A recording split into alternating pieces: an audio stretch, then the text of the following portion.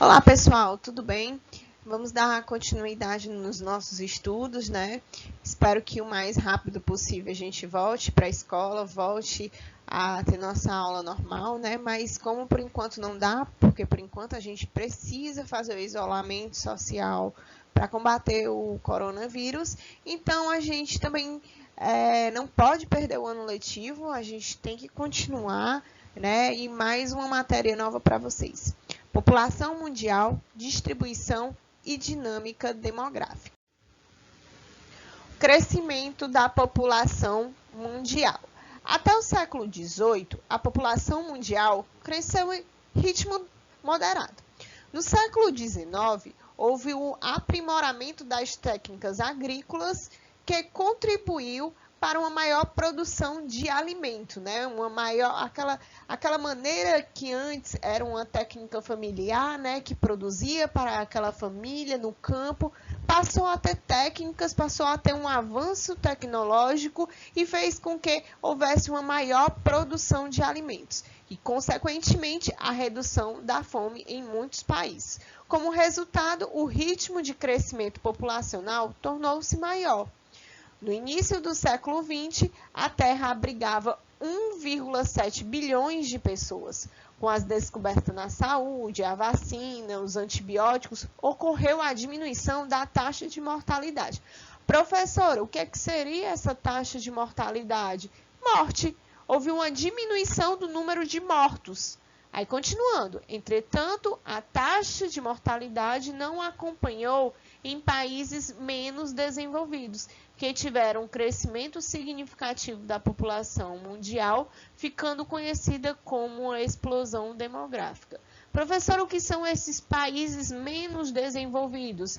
São também conhecidos como países os subdesenvolvidos, aqueles países que possuem uma problemática socioeconômica dentro do seu território, problema seja ele de saúde, de saneamento básico, falta de emprego, falta de moradia, problemas econômicos, problemas socioeconômicos dentro daquele território, né? Aí, na virada do século XXI, o mundo já contava com 6 bilhões de habitantes. No século XX ali, fala aqui, ó, no início do século XX, a Terra abrigava 1,7 bilhões. No século seguinte, o mundo já contava com 6 bilhões de habitantes. Em 2017, a população mundial atingiu 7,5 bilhões de habitantes. Estima-se que até 2050 ultrapassaremos a marca de 9,7 bilhões de habitantes. Coloquei aqui no slide seguinte um gráfico para que a gente possa acompanhar esse crescimento da população no mundo.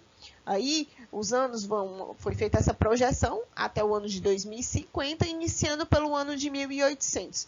Se vocês conseguirem ver nessa linha verde, existe uma crescente a partir de 1950, 2000, 2017 e a projeção até 2050.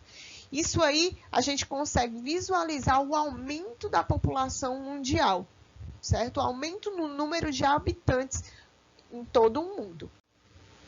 O crescimento desigual da população mundial. Os países desenvolvidos e menos desenvolvidos não têm participação igual no crescimento da população mundial.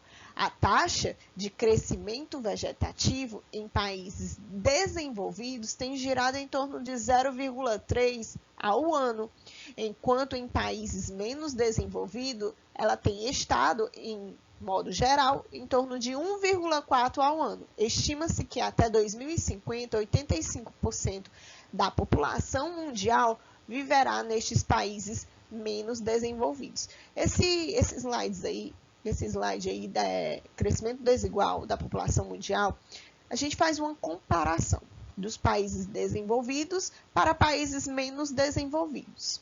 A gente compara o crescimento dessa população. Onde cresce mais o número de habitantes? Em países desenvolvidos, países que têm condições socioeconômicas melhores em relação a países menos desenvolvidos, que têm toda uma problemática socioeconômica dentro dele. Onde que cresce mais?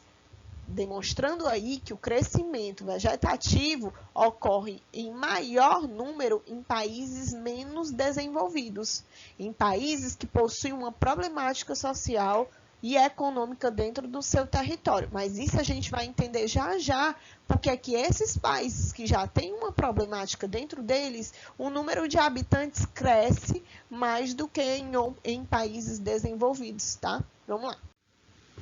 As taxas demográficas que podem explicar a diferença populacional em países desenvolvidos e menos desenvolvidos. Existem taxas que elas são necessárias para que a gente consiga comparar regiões diferentes, comparar, por exemplo, países desenvolvidos, como os Estados Unidos, e países menos desenvolvidos, como, por exemplo, a África, países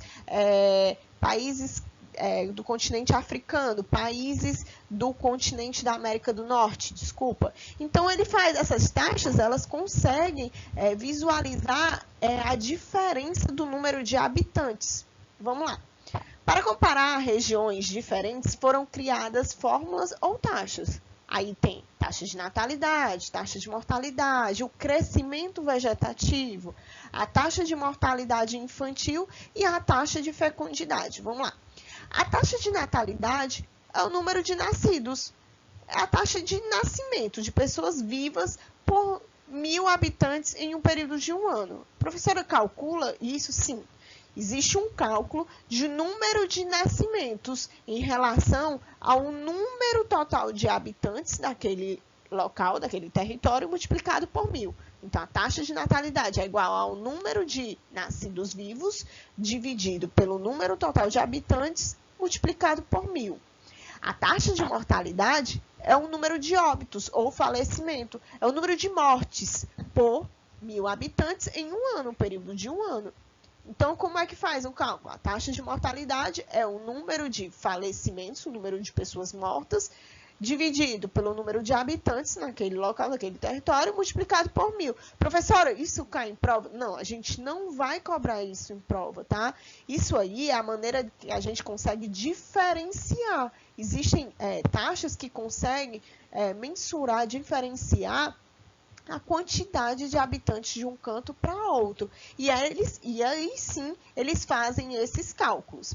A taxa de crescimento vegetativo ou crescimento natural é a diferença do número de nascimentos, a taxa de natalidade, e o número de mortos, a taxa de mortalidade, durante um período expressa em porcentagem. Como assim, professor? Eu diminuo o número de nascidos menos o número de mortos dividido por 100 dividido por 1.000 multiplicado por 100. Daí eu tiro o crescimento vegetativo. O crescimento vegetativo vai ser o quê? A diferença da taxa de natalidade menos a taxa de mortalidade dividido por 1.000 multiplicado por 100%. Existe também a taxa de mortalidade infantil, que é o número de óbitos de crianças menores de 1 ano de idade por 1.000 nascidos vivos em uma população durante um determinado ano. Além da taxa de mortalidade infantil, temos também a taxa de fecundidade, que é muito parecida com a taxa de natalidade, que é o número de nascidos. A taxa de fecundidade é uma relação existente de nascimentos vivos durante um período de tempo, né? E o número de mulheres em idade fértil, que varia entre 15 a 49 anos. Então, o número de nascidos vivos durante o período dividido pela população feminina, o período fértil da mulher, que vai de 15 a 49 anos, multiplicado por 100. Então, essas taxas demográficas, elas conseguem, sim, explicar a diferença populacional em países desenvolvidos e menos desenvolvidos.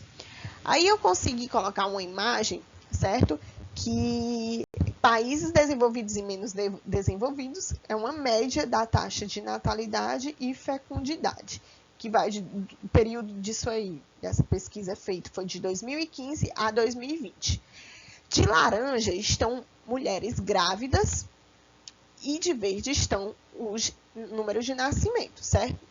Ele faz aí uma comparação de países desenvolvidos, que está aqui acima, e países menos desenvolvidos. Vocês conseguem visualizar que o número da taxa de natalidade, o que está de laranja, é maior, o número de mulheres grávidas é maior em países menos desenvolvidos. E o número da taxa de fecundidade também é maior em países menos desenvolvidos. Existem fatores para que isso aconteça. Como assim, professor? Em países desenvolvidos, que está menor tanto a taxa de natalidade e fecundidade, existem políticas do governo, por exemplo, investimentos em contraceptivos, uma política educacional, a mulher inserida fortemente no mercado de trabalho. Isso acaba gerando como consequência uma menor taxa de natalidade e fecundidade, diferente do que acontece em países menos desenvolvidos, que vai ter essa taxa de natalidade, o número de nascimentos, como também o período fértil da mulher, o número de nascimentos bem maior. Vocês conseguiram visualizar? É bem simples. Onde tem políticas de um controle de número de nascimento, o uso de contraceptivos, a mulher inserida fortemente no mercado de trabalho, uma política educacional, essas taxas vão ser bem menores em relação a países que possuem uma problemática social e econômica dentro do seu território. Mas de que forma essa população está distribuída no mundo? Aí, a população distribui-se de forma desigual pelos continentes e os fatores que exercem influência no povoamento são de ordem natural ou histórico-econômico. A população mundial está distribuída de forma desigual nos continentes. Só que existem fatores, tanto econômicos, históricos, como também de ordem natural, que conseguem explicar essa distribuição da população, que é o que a gente vai conhecer agora.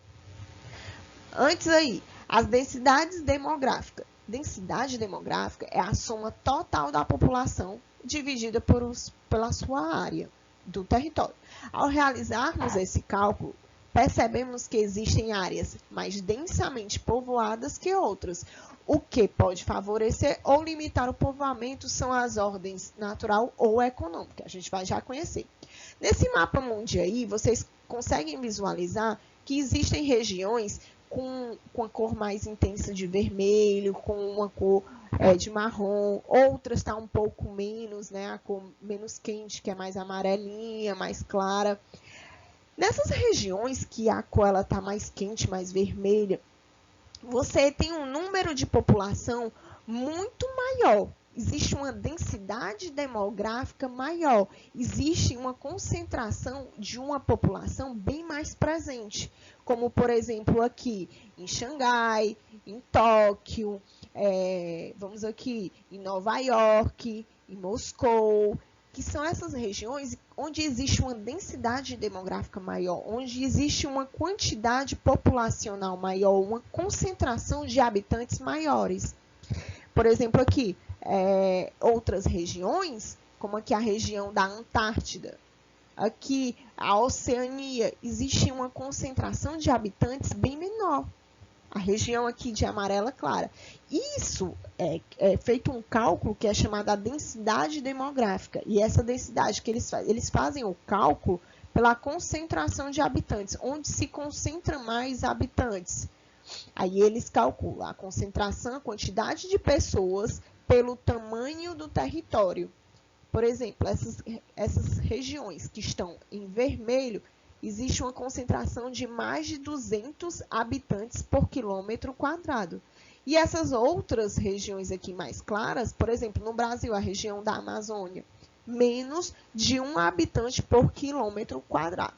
Então, assim a gente consegue visualizar de que forma a população está distribuída no mundo.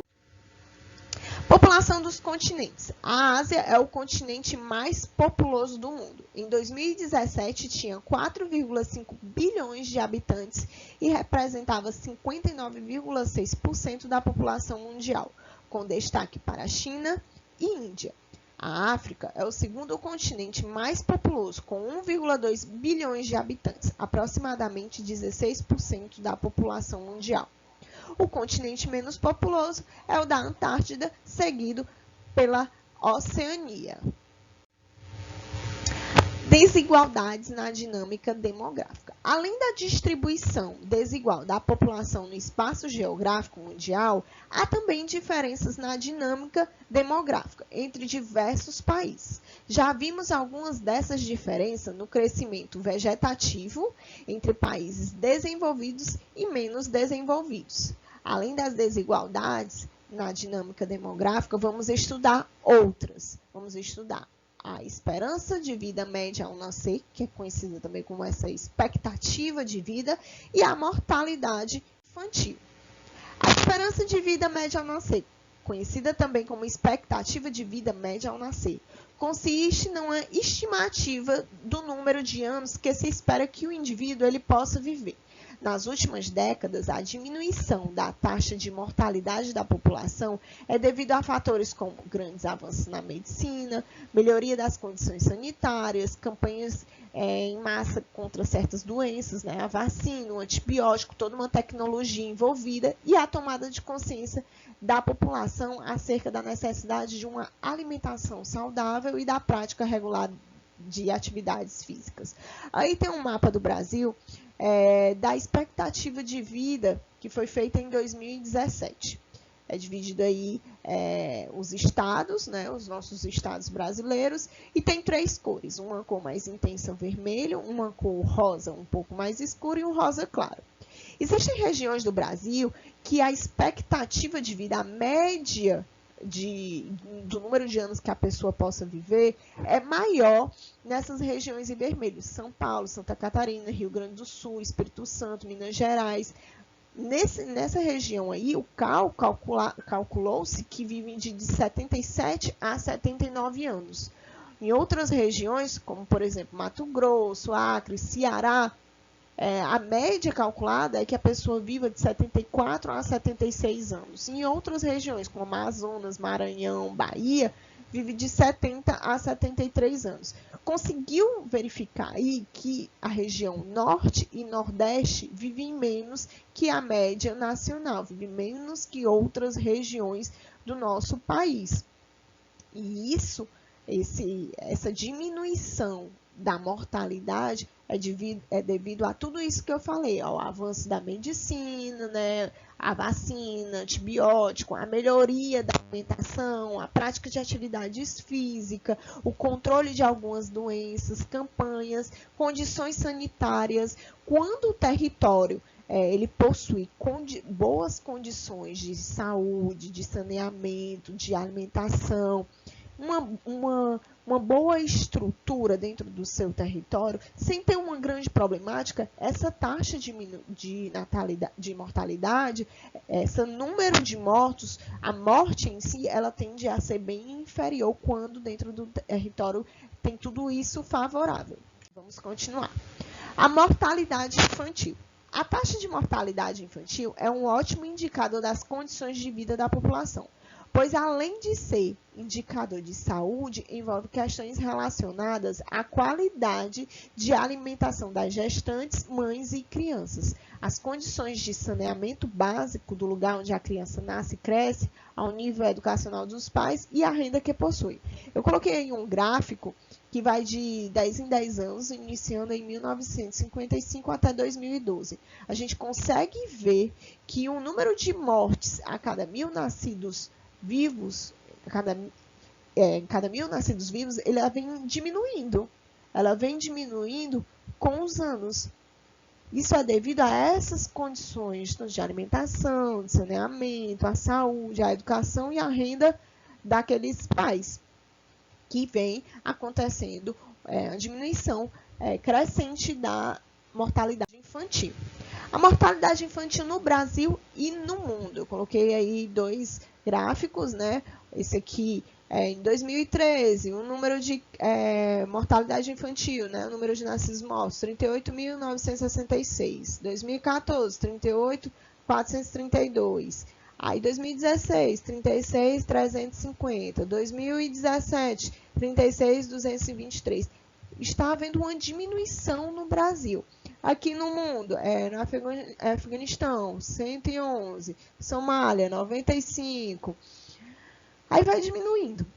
O que a gente consegue visualizar? Né? Que, por exemplo, aqui no Brasil, ela vem sendo diminuída. Só que, segundo a Organização das Nações Unidas, o número de casos de mortalidade infantil ela caiu 50% nas últimas 2 décadas. Porém, por mais que os números tenham diminuído, o problema ainda é grave e está longe de ser resolvido.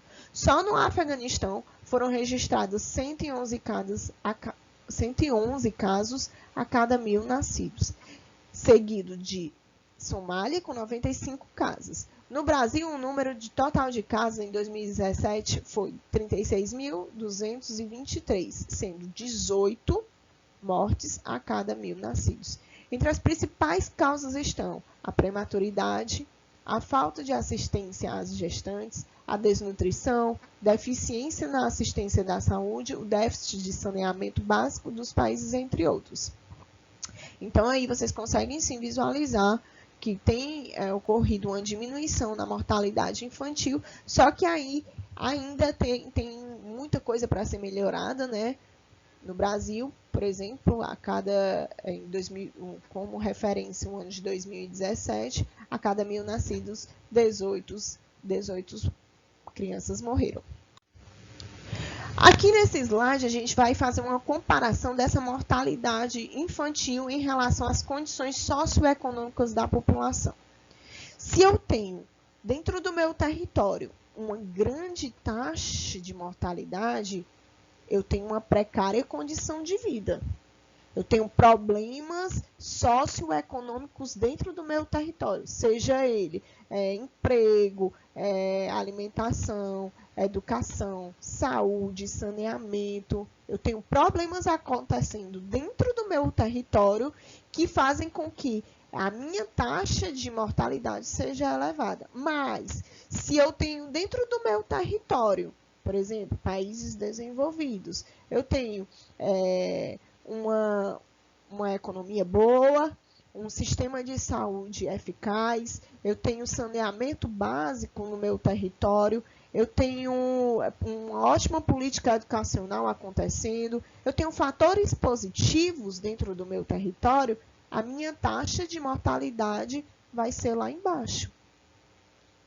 Se eu tenho uma boa condição de vida, eu tenho uma baixa taxa de natalidade. Se eu tenho uma baixa condição de vida, eu tenho uma elevada taxa de mortalidade. É essa a relação que vocês têm que aprender.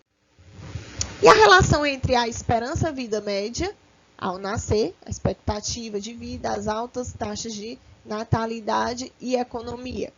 Fiz aqui uma relação de países desenvolvidos e países menos desenvolvidos. A minha taxa dentro do meu território, eu tenho um país desenvolvido, eu tenho um país que tem uma boa condição de vida dentro do meu território. Eu tenho, dentro desse país, então, uma baixa taxa de fecundidade e natalidade, e eu tenho uma expectativa de vida alta. As pessoas, elas conseguem viver mais tempo, mais anos. Com isso, vai existir a diminuição da população economicamente ativa e maiores despesas com pagamento de aposentadoria. É assim, no meu território eu tenho boas condições de vida, eu estou num país desenvolvido. Só que a mulher, ela trabalha, a mulher ela é incentivada a trabalhar, a mulher ela faz uso de contraceptivos, a mulher ela estuda, a mulher ela está inserida no mercado de trabalho. Ela não tem a intenção, tanto pelo custo, e ela quer ser independente dentro de um país desenvolvido, então ela não quer engravidar. ela não vai ter tantos filhos comparado, como, por exemplo, antigamente, nossos avós, que tinham 7, 8 filhos, não. Ela vai ter 1 ou 2 filhos, ela vai ter bem menos. Então, nesses países desenvolvidos, como essa população vai ter uma diminuição do número de nascimentos, uma diminuição da fecundidade e da natalidade, a população dela, ela vai durar mais. Porque no meu território tem boas condições de vida. Então, no meu território eu tenho boas condições de vida, a população ela vai viver mais. Então, o governo ele vai ter que investir futuramente na aposentadoria e no sistema de saúde. Porque a maior parte da população presente nesse meu território desenvolvido vai ser de pessoas que vão precisar do serviço da saúde e também o governo vai ter que pagar a aposentadoria para eles. Porque o maior índice da população dentro daquele território é de pessoas com mais idade. Isso vai acontecer com o tempo. Existem países da Europa que se preocupam com isso, porque a população economicamente ativa vai ser bem menor. Professora, o que é população economicamente ativa? A que trabalha. Com o tempo, a população que hoje trabalha lá vai se tornar idoso e como está nascendo bem menos, não vai ter uma massa de população que trabalhe ali, porque está nascendo bem menos. Agora, a gente vai comparar com países menos desenvolvidos. Países que têm uma problemática socioeconômica dentro dele. Falta de emprego, falta de moradia, alimentação, uma baixa educação, problemas de saneamento básico. Existe existe uma problemática estrutural dentro desse meu território menos desenvolvido. Mas a gente sabe que nesse território menos desenvolvido existe uma elevada taxa de natalidade. Mas também nesse meu território, por mais que nasçam muitas crianças, a minha expectativa de vida, a minha esperança de vida média ao nascer é baixa, certo? Existe, por todo o contexto de, vai existir, não tem trabalho, vai existir uma criminalidade, vai existir violência, vai ter uma elevada taxa de mortalidade aqui, as pessoas não vivem tanto quanto em países desenvolvidos. Por quê? Porque existe um problema socioeconômico dentro do meu território. E isso vai ocorrer como consequência a necessidade de maiores investimentos em educação por parte do governo, já que está nascendo muita criança, e a criação de mais empregos para atender a quantidade de jovens em busca da ocupação do mercado de trabalho. Ou seja, aqui é diferente. O governo ele vai investir mais em educação, construir escolas, creches, vai também investir em empregos para atender a demanda de tanto jovem, diferente do que ocorre em países desenvolvidos, que lá, nos desenvolvidos, o governo ele vai ter que sim investir em aposentadoria e no sistema da saúde para atender aquela população mais idosa. Em países menos desenvolvidos, não. Países menos desenvolvidos, o governo vai ter que investir em quê? Em educação, construção de escola, e também abrir o mercado de trabalho para atender a demanda de tantos jovens que vai existir. Então é isso. Valeu, galera. Próxima semana a gente se encontra novamente. Eu quero que vocês se cuidem, fiquem em casa. Vamos fazer a quarentena do jeito que está sendo pedido, para que logo tudo isso termine e a gente volte à nossa escola e vai dar tudo certo, tá bom? Um abraço. Aqui está o blog da escola, o nosso canal do YouTube e o meu Instagram, tá bom? Um beijo e até a próxima. Tchau!